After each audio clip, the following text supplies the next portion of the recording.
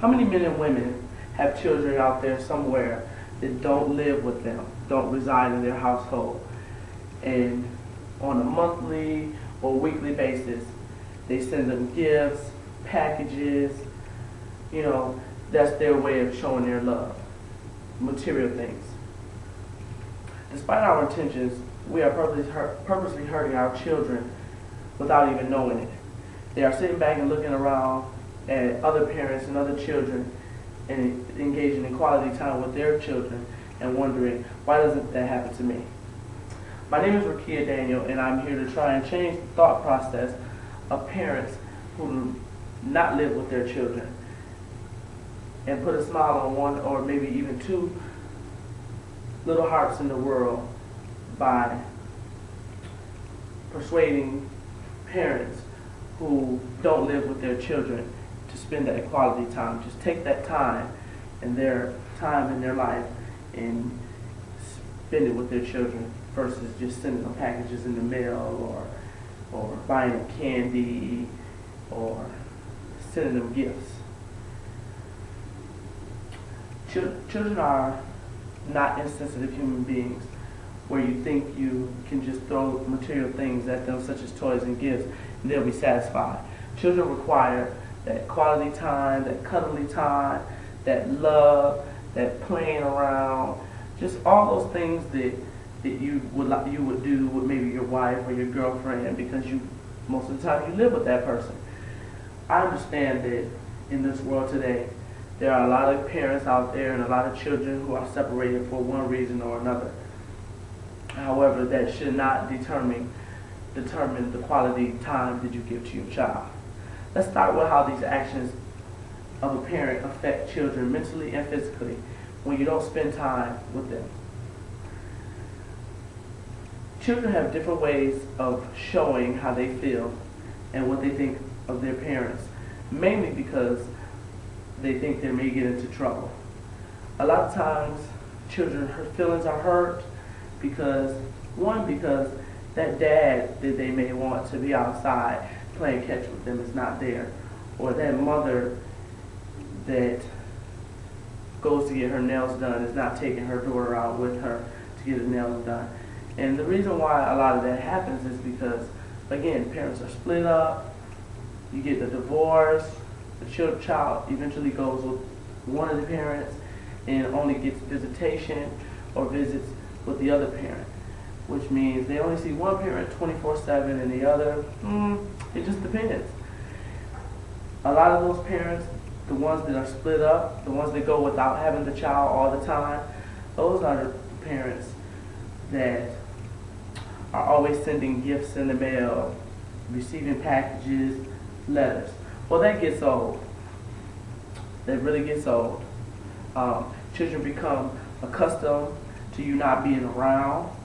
And so when you come around, you want them to be jumping on you and acting like, oh, you're so the favorite dad or the favorite mom.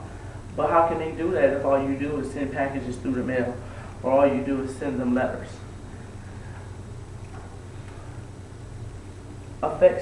It also affects their attitude, respect level, and how they see you versus other parents. You want your child to say yes ma'am, yes sir, and you want them to obey you, but how can they do that when you're never around? Now that I've pointed out some of the effects that a parent's actions could have on a child, let's look at some things that could alleviate or fix these problems. Children feel love and see love in so many different ways, more than you would know. Try out some of these actions below and see how much of a difference it'll make in your child's eyes. Pick your child up and take them out to the movies. Let them pick out the movie and you sit down and watch the entire movie with them. Try taking them to the park and actually engaging. Don't just sit there and watch them swing or watch them run. You want to actually get out and enjoy that day with them. You want to get out and push them with the swing, have them slide down the slide into your arms and catch them and embrace them. That's love. That's how you show them love. Pick your child up and take them on a weekend vacation, maybe to a kiddie resort, or if you have the funds available, you could also take them to maybe Disney World, or just do something out of the ordinary that you wouldn't normally do with your child, and just look for the difference in their eyes. Lastly, if you attempt some of these ideas, try doing it maybe weekly if you're locally around your child. If there's distance, yeah, I understand you can't get to them every week or two, but maybe every 2-3 months, you fly to them or you bring them to you, and you guys go out and do something instead of you being that, oh, I don't see my kid for a year, but I send them clothes, or I send them shoes, or I send them toys. I believe and know that you will make a difference. Imagine this. Audience, I ask that you all close your eyes and just follow this story with me. Follow on my path and listen to what I'm saying. I'm going to tell you a little story. As I tell you the story, I want you to imagine yourself as a child doing this. As you get home from school, you go into your house, you do your schoolwork. It takes you about 30-45 minutes. Now you're all done with your schoolwork and you're just having a snack because dinner's not quite ready. So you sit on the couch and you're watching a little TV. You happen to turn around and look out the window. And directly across the street is one of your neighbors, one of your friends that you're normally outside playing with. His mom or dad is outside playing catch with him in the yard. And as you're sitting there, you're wondering why my mom or dad is not doing the same things with me. Now, imagine how that makes a child feel when all they have to look forward to is running to the door and getting a package, versus being outside playing catch or hitting the ball. And then when it's all over, run to your mom or dad and give them a hug, and you guys walk in the house and end your evening like that.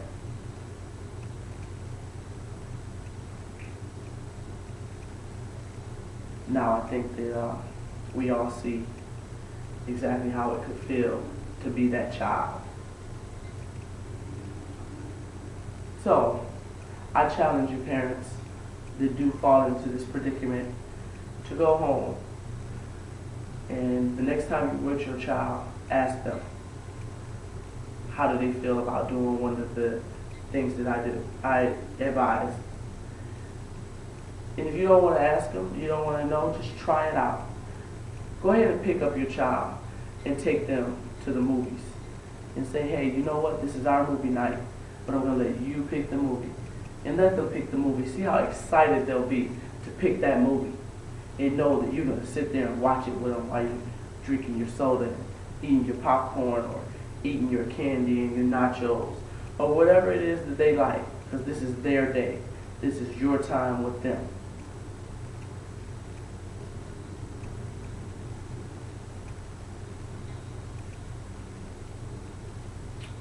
See how it feels. See if you don't see a glare in their eyes or a sparkle in their eyes from that. As I conclude, as I stated before, children need more than just material things.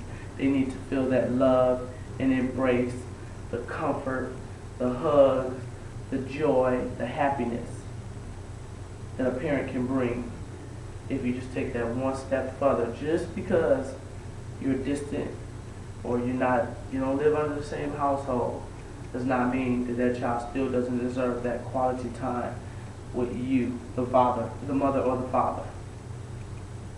So I ask, again, the parents, you take this into consideration, and I challenge you to go out and try the idea and just look for that sparkle in that child's eyes. Thank you for listening, and have a good day.